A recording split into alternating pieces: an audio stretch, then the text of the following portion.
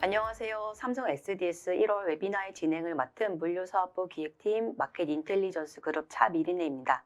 오늘도 물류 전반에 걸친 다양한 이야기를 함께 나눠주실 두 분을 모셨습니다. 먼저 경제 부분의 오수진 프로님. 안녕하세요. 삼성 SDS 마켓 인텔리전스 그룹의 오수진 프로입니다. 그리고 해상 부문의 이민우 프로님. 안녕하세요. 삼성 SDS 마켓 인텔리전스 그룹 이민우 프로입니다. 프로님, 최근 해운 시장이 IRA 파업과 관련하여 많은 주목을 받고 있는데요. 1월 9일자로 국제항만노동자협회와 미국 회사 동맹이 잠정 합의를 발표했는데 이것으로 2차 파업의 우려는 종료된 것이라 볼 수 있을까요? 네, 원래 합의 기한은 1월 15일이었습니다. 협상이 결렬됐다면 2차 파업이 진행될 우려가 높아서 많은 분들이 동향을 살펴보고 계셨을 텐데요.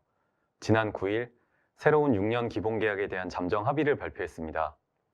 이것으로 일단 2차 파업에 대한 우려는 해소가 됐지만 끝까지 유의해서 지켜볼 필요가 있겠습니다. 네, 두 분을 모시고 지난 1월 9일에 발간된 1분기 MI 레포트를 기반으로 오늘의 웨비나를 진행하도록 하겠습니다. 오늘의 목차입니다. 평소와 같이 경제 동향, 해상 항공 시장 동향을 준비하였습니다. 그리고 삼성 SDS 중국의 마켓 인텔리전스 담당자인 제이미와 커리가 준비한 SDS 차이나 라이브 세션이 있습니다. 25년 춘절과 트럼프 재임에 따른 중국 내 공급망과 물류 변화에 대해 준비하였으니 많은 기대 부탁드려요. 그럼 경제 동향 먼저 시작하겠습니다. 안녕하세요. 경제 동향을 발표하겠습니다. 저는 삼성 SDS 물류사업부 마켓 인텔리전스 그룹의 오수진입니다. 경제 파트에서는 먼저 글로벌 경제 성장률 전망과 주요 국가별 경제 동향에 대해 살펴보겠습니다. 글로벌 경제 성장률 전망은 국제기구인 IMF, OECD, 세계은행과 국내 기관인 한국은행 등에서 주기적으로 발표됩니다. 최근 발표된 데이터를 기준으로 경제 전망을 말씀드리겠습니다. 지난해 10월 IMF는 25년 글로벌 경제 성장률을 3.2%로 전망했습니다. 11월 한국은행은 3.0%로 또한 매년 두 차례 걸쳐 전체 회원국을 대상으로 경제 전망을 발표하는 OECD는 인플레이션 완화와 교역 회복을 주요 배경으로 3.3%로 전망하며 12월에 발표한 바가 있습니다. 발표 전망처럼 25년 글로벌 경제는 디스인플레이션과 금리 인하의 진전으로 인해 완만한 성장세를 이어갈 것으로 예상되지만 미국 대선 이후 새 정부의 정책이 증가하면서 글로벌 성장세의 하락 압력 가능성도 커지고 있는 상황입니다. 미국의 보호무역 기조 강화에 따른 미국과 중국 경제에 미칠 영향에 대해서는 뒤이어 다룰 이슈 파트에서 좀 더 자세히 살펴보겠습니다. 이번 장표에서는 주요 국가별 경제 전망에 대해 간략히 말씀드리겠습니다. 중국의 경우 작년 9월부터 중국 정부는 경기 회복을 위해 적극적인 부양책을 시행해왔습니다. 그러나 소비 회복세가 예상보다 더디게 진행되고 대외적으로는 미국과의 고관세 및 통상 마찰 가능성 등 리스크가 여전히 크다는 점이 주요 부담 요인으로 작용하고 있습니다. 이로 인해 중국의 경제 성장률은 올해 둔화될 것으로 예상됩니다. 특히 중국은 글로벌 교역과 공급망에서 중요한 역할을 하고 있기 때문에 중국 경제의 둔화는 다른 주요국에도 영향을 미칠 가능성이 큽니다. 향후 중국 정부의 부양 정책 부문은 이슈 파트에서 좀 더 살펴보겠습니다. 우측 한국 경제 동향을 보시면 반도체 등 주요 수출 품목의 글로벌 수요 회복 지연으로 경제 성장 흐름이 약화될 전망입니다. OECD는 25년 한국의 경제 성장률 전망치를 작년 대비 0.2%포인트 하향한 2.1%로 국제통화기금 IMF는 2.0%로 각각 하향 조정했습니다. 베트남과 유럽의 경제 동향을 살펴보겠습니다. 베트남은 수출 호조 및 계속되는 외국인 직접 투자 FDI의 유입이 지속 증가하고 있는데요. 24년 외국인 직접 투자 실적으로 전년 대비 9.4% 증가한 253억 달러를 기록하며 베트남의 경제 성장을 견인하고 있습니다. 다음은 유럽 경제 동향입니다. 24년 유럽 중앙은행은 경기 회복을 위해 6월에 4년 9개월 만에 금리를 25 베이시스 포인트 인하한 것을 시작으로 9월, 10월, 12월까지 총 4회 금리 인하를 단행하며 경제 성장에 드라이브를 걸고 있습니다. 이에 따라 유럽 경제는 25년 약 1%의 완만한 회복세를 보일 것으로 기대됩니다. 그러나 핵심 경제국인 독일의 제조 위축과 우크라이나 전쟁으로 인한 에너지 가격 급등 등의 영향으로 독일의 경제 부진이 25년까지 이어질 가능성이 큽니다. 독일 경제의 약세는 유럽 전체 경제에 부정적인 영향을 미치며 저성장 기조를 유지할 것으로 전망됩니다.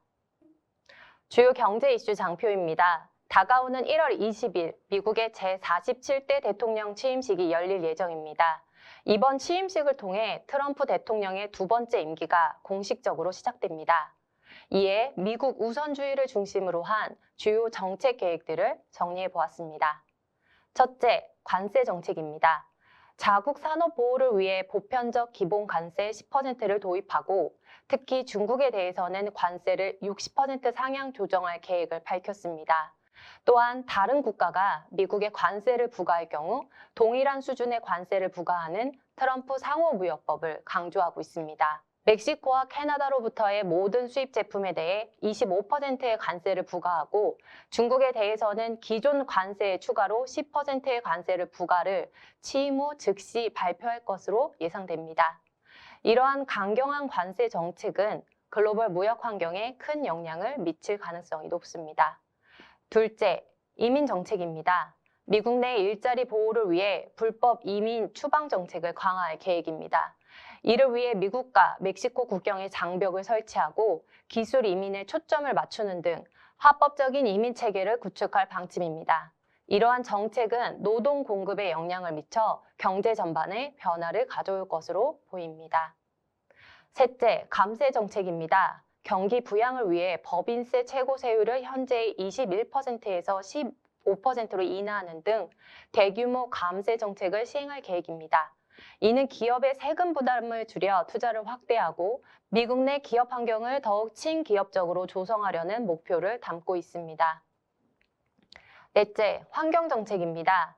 바이든 대통령의 친환경 정책과는 달리 친환경 규제를 축소하고 화석연료 사용을 강조하는 등 반환경주의적 접근을 선택할 것으로 보입니다. 이러한 정책은 에너지 산업에 단기적인 활력을 줄 수 있지만 장기적으로는 환경 문제를 초래할 가능성이 있습니다. 이러한 정책들이 가져올 경제 영향으로 트럼프 신정부를 바라보는 시각은 기대와 우려가 공존하고 있습니다. 단기적으로는 규제 완화와 대규모 감세를 통해 경제 성장과 기업 투자 활성화 가능성이 높아 보이지만 고관세 정책으로 인해 국제 무역 갈등 심화와 그로 인한 글로벌 공급망 교란, 수출 감소 등으로 인플레이션 상승 리스크가 존재합니다. 또한 강경한 이민 정책으로 노동 공급이 위축되면서 고용 시장에 부정적인 영향을 미칠 수 있어 주요 투자은행 IB들은 미국의 향후 경제 성장률 둔화 가능성을 우려하고 있습니다. 트럼프 2.0 신정부의 경제 정책은 글로벌 경제에 중대한 영향을 미칠 것으로 예상됩니다. 마지막으로 관세 대통령 기한에 따른 중국의 경제 영향을 정리해 보았습니다. 1기보다 강력한 미국 우선주의 정책 영향으로 미중 무역 분쟁이 더욱 격화될 가능성이 높습니다. 중국으로부터의 수입이 제한, 고환세 부과와 같은 강경한 조치가 예상됩니다. 중국 경제는 전체 수출이 감소하는 등의 영향을 받을 것으로 보이며 이에 대응하기 위해 산업망의 재배치가 필요한 시점이라고 생각됩니다. 중국의 외국인 직접 투자 상황을 살펴보면 미중 무역 긴장 고조와 중국의 경기 침체 우려로 인해 외국 투자자들은 선제적으로 투자를 철회하고 있습니다. 실제로 23년 FDI는 전년 대비 13.7%를 감소하였으며 24년 11월까지는 전년 대비 27.9% 하락했습니다. 이러한 하락세는 앞으로도 계속될 가능성이 높아 FDI 투자 감소는 중국 경제에 추가적인 부담이 될 것으로 보입니다. 이러한 상황에서 중국은 무역 파트너의 다각화를 시도하며 대미 의존도를 줄이려는 노력을 하고 있습니다. 1대1로라는 정책을 추진하고 있는데 이는 중앙아시아와 유럽을 연결하는 육상 실크로드와 동남아시아 및 아프리카 진출을 모색하는 해상 실크로드를 합친 개념입니다. 중국은 무역 파트너를 확장함으로써 대미 의존도를 줄이고 미국 외 수출 비중을 90%까지 확대하려는 계획을 갖고 있습니다. 또한 반도체, 인공지능 등 첨단 기술 분야에 대한 대규모 투자를 진행하며 기술 자립화와 내수 시장 강화를 도모하고 있습니다. 이는 미국의 기술 제재에 대응하고 장기적으로는 자국 경제를 안정적으로 유지하기 위한 기반을 마련하려는 전략입니다. 이와 함께 중국 정부는 통화 정책의 기조 전환을 시도하고 있습니다. 이전에는 중립적인 통화 정책을 유지하던 중국 정부가 14년 만에 완화적인 통화 정책으로 전환하면서 대출 금리를 인하하는 등 경기를 회복시키고자 하는 노력이 진행되고 있습니다. 특히 25년도 중국 정부의 부양책 핵심은 내수 경기 활성화입니다. 중국 경제의 GDP에서 수출이 차지하는 비중은 19%에 불과한 반면 내수 소비의 GDP 기여도는 61%로 큰 비중을 차지하고 있습니다. 따라서 트럼프 대통령의 고관세 정책으로 대미 수출이 어려워진다 하더라도 내수 확대를 통해 이를 보완할 수 있을 것이라고 해석됩니다. 다가오는 3월 중국 최대 정치 행사인 전국 인민대표대회에서 중국 정부의 추가적인 경기 부양책이 공개될 것으로 예상되며 이에 따라 중국 경제에 미치는 영향도 달라질 것으로 전망됩니다. 제가 준비한 자료는 여기까지입니다. 이상 경제 동향 발표를 마치겠습니다. 안녕하세요. 해상시장 동향을 발표하겠습니다. 저는 삼성 SDS 물류 마켓 인텔리전스 그룹의 이민우입니다. 외부 주요 전문기관의 컨테이너 시황 전망입니다. 먼저 최근 한국무역협회는 작년 11월 국내 선사와 포워더, 화주사 등 해운업계 전문가 400여 명을 대상으로 실시한 올해 해상운임에 대한 설문조사 결과를 발표했습니다. 전체 응답자의 약 74%는 전반적으로 올해 해상운임이 작년 말과 대비해서 현상을 유지하거나 더 상승할 걸로 전망했습니다. 좀 더 세부적으로는 소비자인 화주 측은 공급망 불확실성 확대와 선사들의 공급망 조절 우려로 운임의 상승을 전망했고, 공급자인 선사 측은 대규모 신도 인도에 따른 공급 과잉과 지정학적 리스크의 해소 기대로 하락을 전망했습니다. 이렇게 응답 주체별로 올해 해상 시황에 대한 견해 차이가 존재하는 데에는 불확실성을 증폭시키는 다양한 요인들이 산재해 있기 때문인데요. 한국무역협회가 분석한 해상운임의 6가지 주요 상승 요인으로는 중동 사태의 장기화, 선사의 선복 공급 조절, 관세 인상 조치 회피를 위한 중국발 조기 선적 물량, 글로벌 교역량 증가, 미국 동부항만 파업 재개, 환경 규제 강화에 따른 운임 증가가 꼽혔습니다. 올해는 특히 해상 시황의 불확실성이 더욱 클 것으로 전망되는 만큼 운임에 영향을 줄 수 있는 요인들을 면밀히 관찰하고 대비할 필요가 있겠습니다. 해외 주요 기관의 컨테이너 시황 전망입니다. 세계 최대 규모의 국제선주협의회 빔코는 최근 컨테이너선 시황 전망 발표를 통해서 올해에도 홍해 사태로 인한 수에즈 운하 항행 회피는 지속되고 그 영향은 내년이 돼서야 서서히 해소될 것으로 전망했습니다. 수요 측면에서는 작년 18% 수준의 선복 수요 증가율이 올해는 3% 수준으로 떨어지고 내년엔 역성장을 하면서 선복 수요가 당분간 계속해서 하락할 걸로 분석했습니다. 다만 올해 1월 트럼프 정부 출범으로 인한 조기 선적 물량, 2월 신해운동맹 체제 출범의 영향으로 1분기에는 일시적인 수요 증가를 예상했습니다. 공급 측면에서는 올해 선복 공급 증가율을 5%대로 분석했는데 올해가 본격적으로 해운 시장의 공급 과잉이 시작되는 원년이 되어 내년까지 공급 증가율이 수요 증가율을 상회하는 추세가 지속될 것으로 전망했습니다. 그리고 작년에 컨테이너선은 300만 TEU 수준의 엄청난 신조 인도와 함께 신조 발주 또한 350만 TEU를 기록했는데 보통 컨테이너선이 발주 후 인도까지 2, 3년이 소요되는 걸 고려하면 2027년부터 다시 상당한 공급 과잉을 맞이할 가능성에 대해서도 전망했습니다. 올해 지역 간 컨테이너 물동 수요 전망입니다. 영국의 해운시황 전문기관인 클락슨 리서치는 올해 글로벌 컨테이너 물동량을 작년 대비 2.8% 증가한 2억 2천만 TEU로 전망했습니다. 작년 컨테이너 물동 증가율이 5% 수준이었던 것과 비교하면 약 2%포인트가 감소한 수치로 올해는 작년 대비 글로벌 컨테이너 물동량의 성장세가 둔화될 가능성이 높습니다. 이것은 동서항로의 큰 축을 담당하고 있는 북미와 유럽 항로의 수요 증가세가 작년 대비 크게 감소한 게 주요 영향을 미친 걸로 분석됩니다. 그리고 물동 비중이 높지는 않지만 중동, 인도 아대륙, 아프리카 항로는 5%대 성장률로 전년 대비 가장 큰 폭의 성장세를 보일 항로로 전망되고 있습니다. 글로벌 컨테이너 선대 공급량 트렌드입니다. 클락슨 리서치는 작년 글로벌 컨테이너 선대가 약 300만 TEU라는 역대 최고 신조 기록에 힘입어 처음으로 3천만 TEU를 넘어선 걸로 분석했습니다. 작년 12월 기준의 수주 잔량은 800만 TEU로 전체 선대 대비 26%의 비중을 차지했는데 이것은 코로나 시기와 유사한 수준이고 4분기 실적은 작년 전체 분기별로 나누어 봤을 때도 가장 높은 수치에 해당합니다.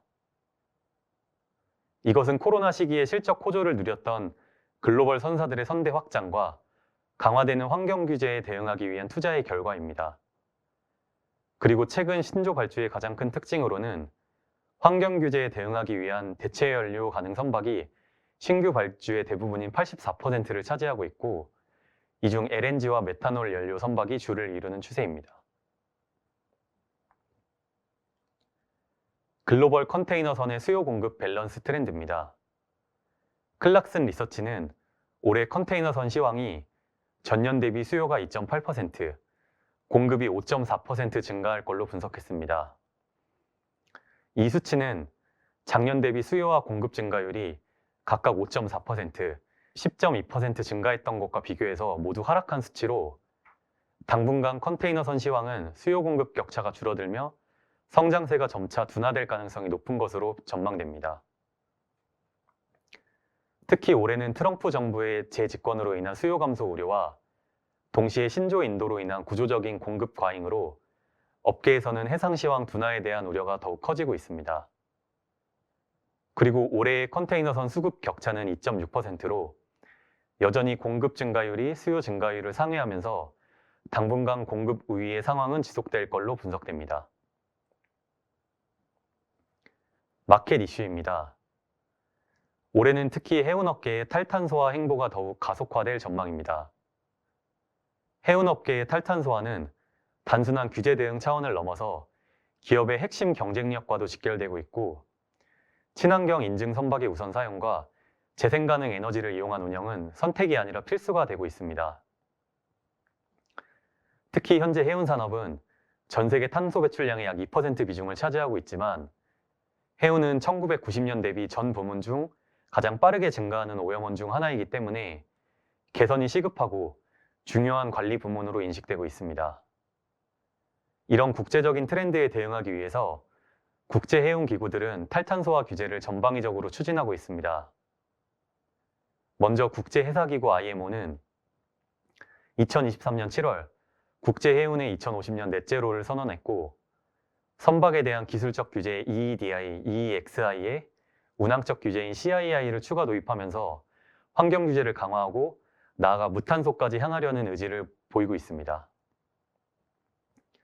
이와 나란하게 유럽연합도 작년부터 해운업을 탄소 배출권 거래 제도인 ETS에 포함하고 올해부터는 EU를 거치는 선박에 대해 본격적으로 해운 연료 규제를 적용하기로 발표하기도 했습니다. 한편으로 해운업계의 이런 탄소 배출 규제 강화는 선사의 운영 부담을 높이는 요인으로 작용하고 이것은 다시 공급망을 따라 운임의 상승으로 전가될 가능성이 높을 것으로 예상됩니다. 노르웨이의 성급협회 DNV는 2050년 해운업계 전망 보고서를 통해 친환경 정책으로 해상 운송비가 기존 대비 2배 가까이 증가할 걸로 분석하기도 했습니다. 그리고 EU의 탄소 배출 거래제 도입에 맞춰 글로벌 선사들은 실제로 신규 할증료 부과를 공제하면서 친환경 전환에 따른 해상 운임 상승은 점차 현실화가 되고 있습니다. 따라서 올해는 해운업계의 친환경 대응 전략 가속화에 따른 운송비 상승과 서비스 변화 가능성에 대해 특히 예의주시할 필요가 있겠습니다. 안녕하세요. 항공시장 동향을 발표하겠습니다. 저는 삼성 SDS 물류사업부 마켓 인텔리전스 그룹의 차미리네입니다. 항공화물 시장의 단기 운임 전망입니다. 지난해 미국의 대선 결과 제45대 대통령이었던 도널드 트럼프 전 대통령이 제47대 대통령으로 오는 1월 20일 취임할 예정입니다. 선거 캠페인 기간 내내 미국 우선주의를 내세우며 중국산 제품에 대한 관세 부과에 대해 강조하였습니다. 그리고 지난 24년 11월 25일 본인의 SNS를 통해 취임 첫날인 1월 20일부터 모든 중국산 제품에 대해 추가 10%의 관세를 부과할 계획을 발표했습니다. 이에 관세 폭탄을 피하기 위해 중국 화주들이 상품을 조기 선적하며 상하이 미국 항공화물 운임이 1개월 만에 11.6%나 상승하게 되었습니다. 트럼프 대통령의 관세 정책 외에도 단기적으로 운임을 인상시킬 요소들은 또 존재합니다. 바로 미국의 항만 파업과 아시아 지역의 춘절 연휴입니다. 먼저 지난 1차 동부 항만 파업이 불러온 영향을 살펴보겠습니다. 24년 10월 1일 약 3일간의 파업으로 유럽발 미국창 항공화물 수요가 전월 대비 12% 증가하였고 중국발 미국착 스팟 운임은 파업 일주일 만에 19.6% 급증하였습니다. 1월 7일 재협상이 원만히 이루어지지 않는다면 2차 파업이 발생할 가능성이 있습니다. 파업이 발생된다면 이로 인한 화물 운송 지연을 피하기 위해 예정되었던 해상 운송에서 항공 운송으로 운송 모두가 전환될 가능성은 아시아 지역의 긴 설 연휴와 맞물려 매우 높은 상태입니다. 하지만 춘절 이후 물량은 급감할 가능성도 있습니다. 춘절 연휴에 따른 생산 라인 중단으로 인해 수요가 감소할 것입니다. 노동력 복귀 여부에 따라 최대 10일까지 생산 라인은 중단될 수 있으며 다시 정상화되는 데까지는 시간이 걸릴 것입니다. 게다가 2025년 춘절은 다른 해들보다 좀 더 이르게 시작되는데요. 이른 춘절이 이후 별다른 계절적 성수기 요소가 없고 앞서 전달드린 트럼프 대통령 취임 첫날부터 적용될 중국산 제품의 10% 추가 관세까지 실행된다면 25년 1분기 물량은 다소 저조하게 진행될 것으로 생각됩니다. 다음은 항공운임 종합지수를 알아보겠습니다. 먼저 발틱 항공 종합지수는 24년 마지막 주 2,510을 기록하며 전주 대비 3.5% 하락하였습니다. 이는 12월까지 운임을 고조시켰던 요소들이 마무리되면서 전반적인 하락을 보여주었습니다. 그런 24년 성수기는 어땠는지 전반적인 추이를 살펴보겠습니다. 24년 성수기는 다소 완만했습니다. 지난해 성수기를 맞이하며 대부분의 사람들은 유례없는 성수기가 올 것이라고 그 성수기를 대비해야 할 것을 강력하게 공고했습니다. 그 덕분일까요? 장기 계약의 비중이 높아지고 스팟 운임의 상승세도 완만해졌습니다. 성수기라 불리우는 9월부터 12월까지의 운임 상승폭을 살펴보니 23년 성수기 동안 항공 운임 종합지수는 39.3% 증가하였으나 24년 성수기는 19.4%의 증가폭을 보입니다. 완만한 성수기라 하여 운임 수준이 낮은 것은 아니었습니다. 이미 시장 내 형성된 고운임이 완만한 운임폭을 보여준 것으로 23년과 24년의 51주차 운임 종합지수는 아주 근소한 차이를 보였습니다. 다음은 항공 화물 공급 전반에 대해 알아보겠습니다. 먼저 월드 ACD에서 집계한 24년 12월 공급 현황입니다.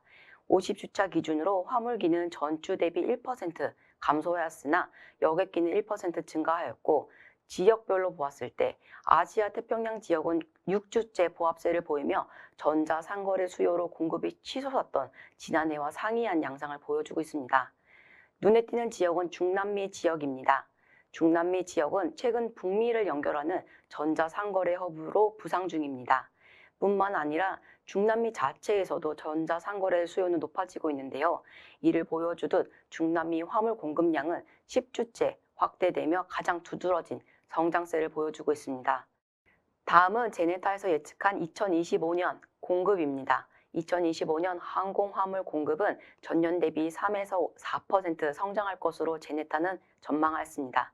러우 전쟁, 미중 갈등과 같은 지정학적 긴장으로 인한 공급 제약이 있고 신규 항공기 및 개조 항공기의 공급망 문제와 제조 지연으로 25년 공급 성장률은 둔화될 것으로 보이는데요. 둔화된 공급량은 전 노선에 균등하게 확산되지 않고 수요가 높은 아시아 노선에 집중될 것입니다.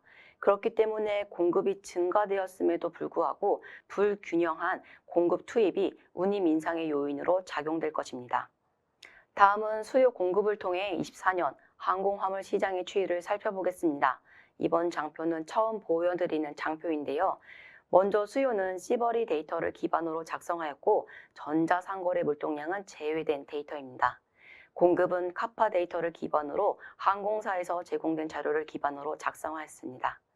아시아에서 출발하는 미주착과 유럽착의 수요와 공급을 비교해 본 장표입니다. 왼쪽은 미주착, 오른쪽은 유럽착인데요. 한눈에 봐도 수요와 공급의 차이에 다른 점이 보입니다. 먼저 아시아발 미주착은 공급과 수요가 적절한 거리를 두고 있습니다. 24년 평균 적재율은 58%로 수급 균형이 이루어진 반면 아시아발 유럽착은 공급과 수요가 매우 가까이 있습니다. 수요에 비해 공급이 빠듯한데요. 이로 인해 24년 평균 적재율은 84%로 수요 우위 시장을 이루었습니다.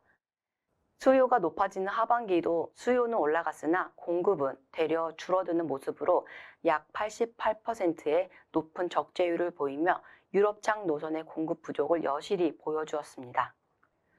다음은 항공 마켓 이슈입니다. 지난해 12월 드디어 대한항공과 아시아나의 기업 결합이 완료되었습니다. 38년간 대형 항공사 양강 체제에서 아시아나 항공을 인수한 대한항공은 24년 12월 첫째 주 기준 225대의 항공기를 보유한 한국 단일 대형 항공사로 등극하게 되었습니다. 짧게 그간의 여정을 살펴보면 2020년 11월 대한항공은 아시아나 인수 추진을 공식 발표하였습니다. 해외를 오가는 항공업 특성상 항공업체 간 인수합병은 해외 경쟁 당국의 승인을 받아야 합니다. 공식 발표 이후 신고 의무국 9개국과 이미 신고국 5개국의 기업 결합을 승인받았는데요. 가장 큰 어려움은 유럽연합의 승인이었습니다. 이 승인을 받기 위해 대한항공은 아시아나 화물 부분을 매각하고 유럽 4개 노선을 타 항공사로 이관하게 되었습니다. 아시아나 화물 부분은 에어인천이 지난 6월 우선 협상자로 선정되었고 8월 매각 기본 합의서를 체결하였습니다. 유럽의 4개 도시 파리, 프랑크푸르트, 로마, 바르셀로나의 슬롯은 티웨이 항공으로 이관되었고 운영 지원을 위해 여객기 5대도 대한항공으로부터 임차하였는데요. 유럽연합의 모든 조건을 맞춘 대한항공은 24년 11월 최종 승인을 얻게 되었습니다. 그리고 미국 법무부의 합의에 따라 에어프레미아의 미주 5개 노선 슬롯과 여객기 4대를 임대해주게 됩니다. 그리고 미국 법무부의 합의에 따라 에어프레미아의 미주 5개 노선 슬롯과 여객기 4대를 임대해주게 됩니다. 미국 법무부도 독과점 소송을 미제기함에 따라 암묵적으로 합병 승인을 하였습니다. 이에 따라 12월 12일 대한항공은 아시아나의 주식 63.88%를 취득하였습니다. 대한항공은 아시아나의 항공을 자회사로 편입하고 약 2년간 두 회사를 독립적으로 운영 후 2026년 말 브랜드 통합을 계획 중입니다. 뿐만 아니라 아시아나의 저비용 항공사였던 에어 부산, 에어 서울 또한 대한항공의 자회사인 진에어 브랜드로 통합되며 국내 최대 규모의 LCC가 탄생될 예정입니다. 그럼 SDS에서 분석한 합병 전후 항공사별 보유 기재와 공급량을 살펴보겠습니다. 왼쪽 그래프는 24년 12월 첫째 주 기준 각 항공사의 여객기와 화물기 그리고 내로우 와이드 바디 구분에 따른 공급 분석입니다.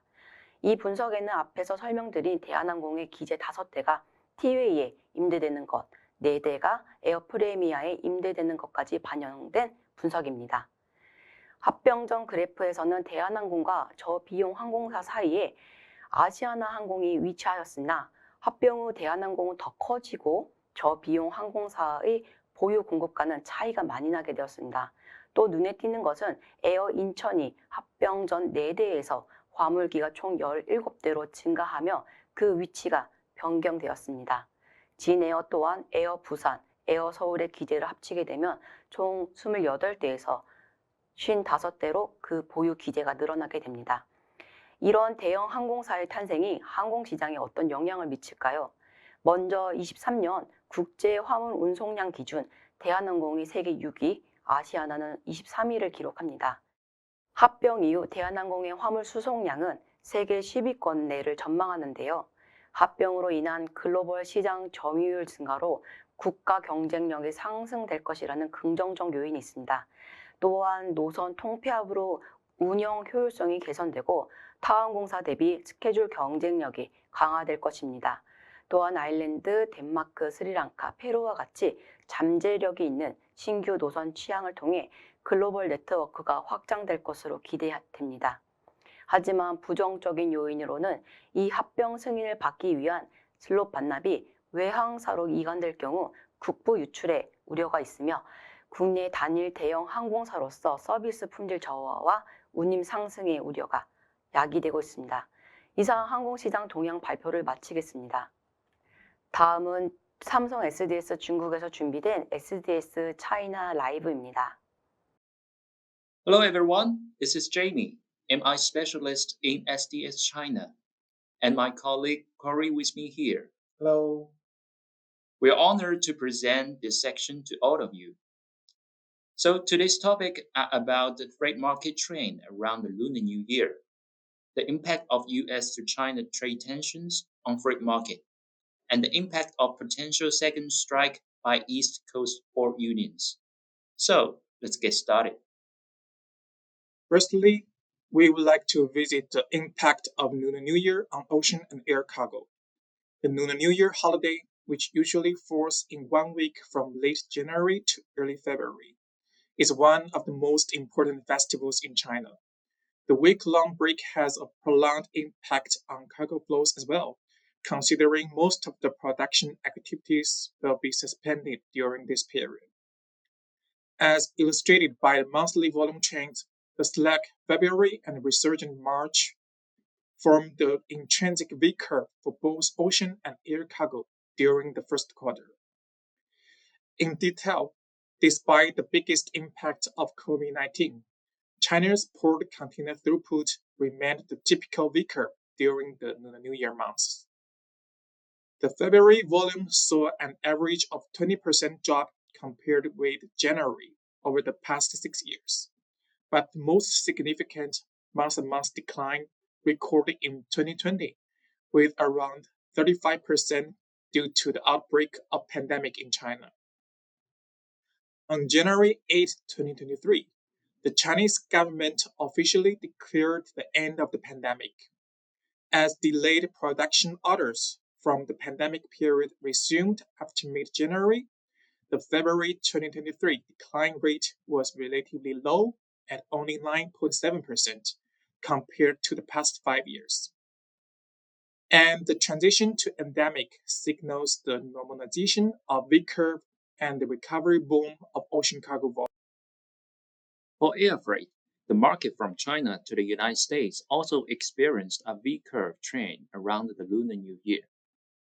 Similar to the ocean market, volumes also fell in February as a result of factory shutdown around the Lunar New Year holiday. In 2020, as a result of the COVID-19 outbreak, the volumes fell sharply in February by 60% month to month. However, the pandemic led to high air freight demand for hygiene products and supplies. The volume of goods surged by 174% in March. After the pandemic, the shape of the V-curve trend basically returned to the normal level. But the overall volume of goods is lower than the pre-pandemic level. Secondly, let's focus on another hot topic, the impact of US-China trade tensions on ocean and air cargo market. Trump's victory in the US presidential election in last November lifted the curtain on Trump 2.0 era. Looking back at his first term and his presidential campaign promises, Trump's consistent America First trade protectionism aims to decouple with China through various tariff policies. The first round of US-China trade tensions began in 2018, which prompted a wave of stockpiling in the US and spurred the China to US export volumes by 8.5% before the full effect of tariff policies.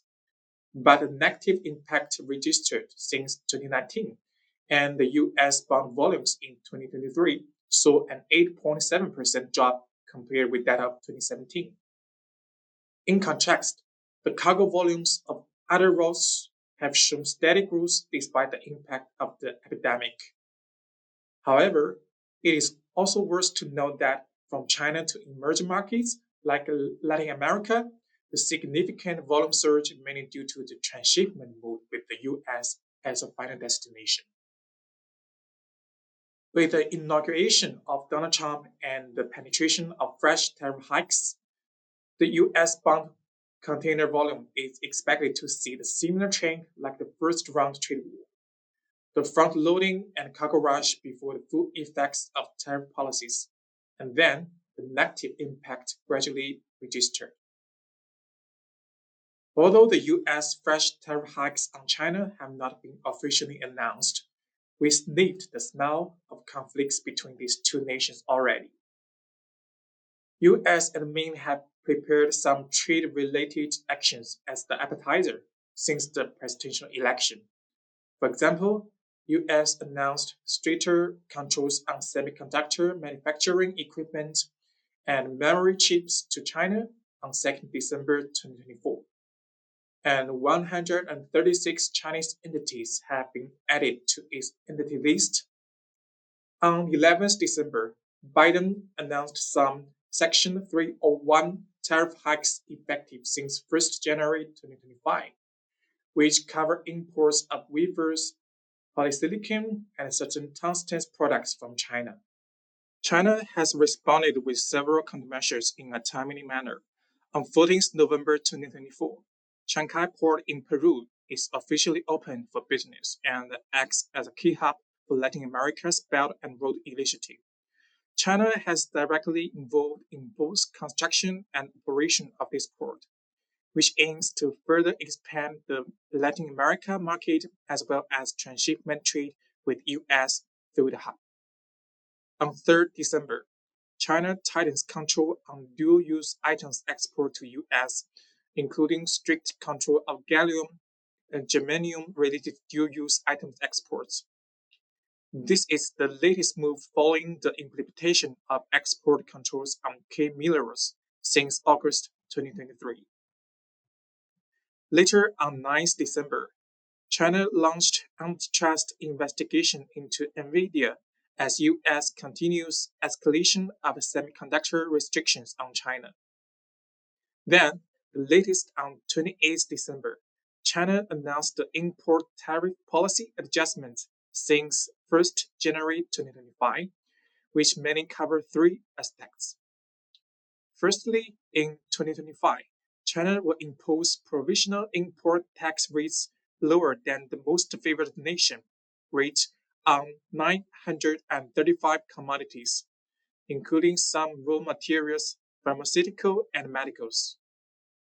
Secondly, specified tariff items will be introduced for products such as pure electric passenger vehicles to support industrial development and scientific advancement, while import tariffs will be increased on goods including battery diagrams. China will continue to offer zero tariff treatment on 100 of tariff lines to the 43 least developed countries with which it has diplomatic relations. The trade frictions have been reignited between China and the US before the Trump 2.0 era, which make an escalated new trade war more likely. Okay, now let's look at the impact of China and the US trade frictions on the air freight market. A crucial aspect of US and China trade tensions is high technology products. As you may already know, high value products such as semiconductors are primarily transported by air. Regulations on high technology inevitably impact air freight volumes. Let's take a closer look at the intense conflict between China and the US regarding advanced technology. In Trump's first term in 2017 to 2021, the US imposed tariffs on 370 billion goods from China in retaliation for forced tech transfers and IP violations. In addition, a number of Chinese technology companies like Huawei and ZTE have been put into the entity list by US Commercial Department. The US aims to limit the ability of China to access high technology and the key components procurement. In Biden's term of office, to protect the US technological leading position in semiconductor, AI, and quantum tech, the US government took measures to further tighten high-tech product exports such as semiconductors and other key components to China, which affect the high-tech production of Chinese companies. These trade restrictions on China have gradually reduced the air freight volume of advanced technology products since 2018. With the air cargo volume of high-tech items in 2023 declining by 43% compared to 2017. Next, let's look at e-commerce. Under the current US de minimis rule, shipments with an aggregate volume up to $800 per day per person can be imported free of duty and taxes. A number of e-commerce businesses have been utilizing this rule to ship products free of duties from overseas directly to consumers. This policy drives China's e-commerce growth in the US. Since 2018, China's cross-border e-commerce exports are growing at double-digit rates. However, the US are planning to tighten the minimis policy in response to the abuses by Chinese e-commerce companies.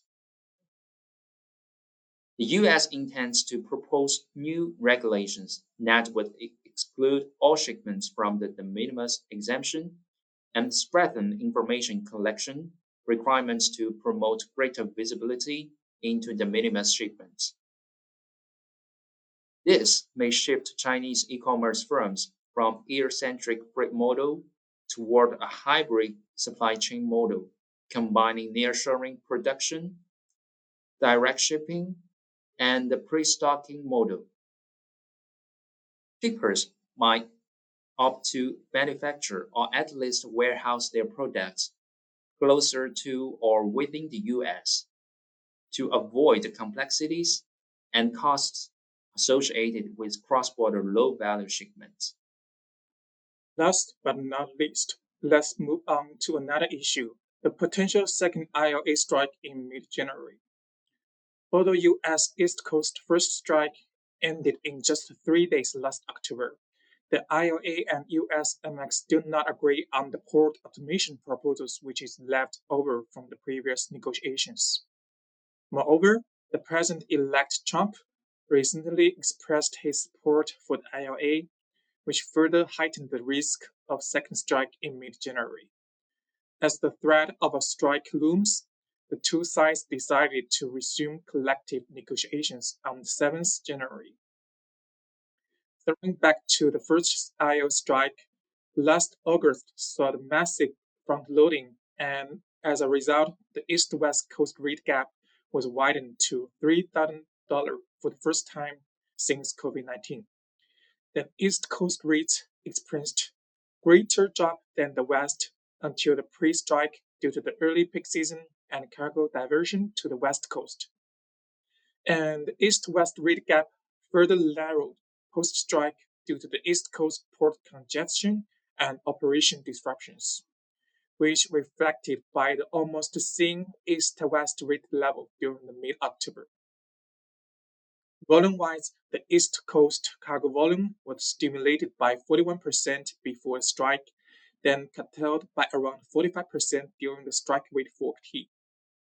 The seasonal declines lasted until week 48.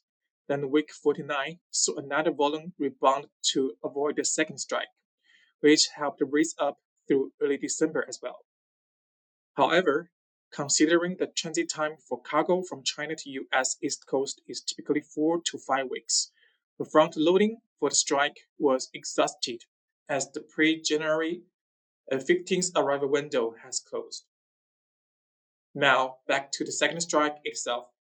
If the strike is relatively short, say within a week, the impact, especially in Asia, should be manageable as well. This will be at the tail end of the seasonal downtime after Lunar New Year. But a more protracted strike will lead to capacity shortage well into March when demand tends to pick up again. A persisting strike would furthermore impact the equipment availability in China, as during the strike, there will be no repatriation of empty containers from the US East Coast back to China. Another potential ripple effect worth to highlight is the operation challenges to the new alliance network, as the disruption hits right as the new alliance networks are to be phased in. Phasing in the new networks involves shuffling hundreds of vessels out of their current service rotations and into new ones. And those can also involve vessels being shuffled to or from US East Coast services. That's all from the SDSA live session, which covered topics related to the impact of the New Year, US-China trade tensions, and second potential ILA strike on ocean and air logistics. All those known unknowns are expected to have effects on cargo flows and freight rates in the short or long run. Hope these discussions will be a great source of inspiration for your daily work. Thank you. 삼성 SDS 차이나의 라이브 잘 들었습니다. 그럼 오늘의 웨비나를 요약하겠습니다. 글로벌 경제는 주요국들의 완화적인 통화 정책 기조가 지속되고 미국의 견조한 성장세가 견인하면서 완만한 성장은 이어질 것으로 전망됩니다. 그러나 미국 대선 이후 Make America Great Again이라는 슬로건과 함께 트럼프 2기가 출범하면서 정책 리스크가 고조되고 있습니다. 중국은 정부의 지속적인 부양책에도 불구하고 내수 소비가 위축되고 있으며 미국이 강경한 고관세 정책을 시행할 경우 경기 회복이 더욱 지연될 가능성이 큽니다. 미국 신행정부의 자국 우선주의와 보호무역주의 리스크가 현실화될 경우 글로벌 경제 성장이 둔화될 전망입니다. 이번 해상 동향 요약은 단기적 운임 강세로 정리했습니다. 작년에 이어 올해에도 신조 인도가 계속되면서 공급 과잉은 심화될 걸로 전망됩니다. 이로 인해 올해는 전반적으로 전년 대비 해상 시황이 둔화될 걸로 전망되지만 1월 미국 트럼프 정부 출범으로 인한 공급망 불확실성 확대로 1분기에는 일시적인 해상 운임의 상승 가능성이 높습니다. 그리고 미국 동부항만 파업이 잠정 합의되면서 기존의 우려는 많이 해소되겠지만 관련된 영향을 끝까지 지켜볼 필요가 있겠습니다. 더불어 국제해사기구와 유럽연합을 중심으로 해운업계의 탈탄소화 행보가 가속화되고 구체화되면서 친환경 전환에 따른 서비스 변화와 운송비 상승에 대해서도 면밀한 주시가 필요하겠습니다. 항공 동향은 혼란 속 고운임 유지입니다. 24년 12월 글로벌 수요는 전년 동기 대비 7% 증가하였으나 공급은 1% 증가했습니다. 이에 운임은 상승세를 보이며 고운임을 유지하였습니다. 미국 대선 결과 관세 대통령 트럼프의 신관세 정책과 ILA의 2차 파업 가능성으로 미국 착 수요가 급증하고 있습니다. 이에 화주들은 혼란을 겪고 있습니다. 마지막으로 대한민국 메가캐리어의 탄생으로 인한 항공시장의 변화도 앞으로 주목해야 합니다. 오늘 보신 삼성 SDS의 무료 시황 레포트는 첼로스퀘어에서도 무료로 제공하고 있습니다. 많은 관심 부탁드립니다. 이상 오늘의 웨비나를 마치겠습니다. 시청해 주셔서 감사합니다.